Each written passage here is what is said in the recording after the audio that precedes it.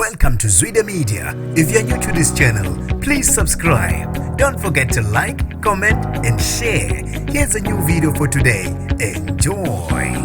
Kube yindida kushona ingane eneminyaka engu-10 uLesedi Maboyi eAlexandra emva kokudla ama-chips ewathenge e-tuckshop eseduze. Ngibingelele ngiphinde nginamukele ezindabeni zezwedemede. Igama lami ngosibonga konke wakandwanda Mothanda ungangibeza intatheli eka-YouTube. Kubikwa ukuthi uvutha ungabasele umphakathi wase-Alexandra emva kokushona kwengane eneminyaka eyishumi uLesedi Maboyi ekuthiwa idle ama-chips ewathenge e-tuckshop eseduze khona Alexandra. Kubikwa ukuthi ingane besifike ekhaya ziswa umama wayo wona lama chips kanye nomfowabo nabo kube ukuthi kube esibhedlela. Abantu bathi ukuthele bayaveva babe sebephuthuma kuso lesitoro beyokhipha impahla.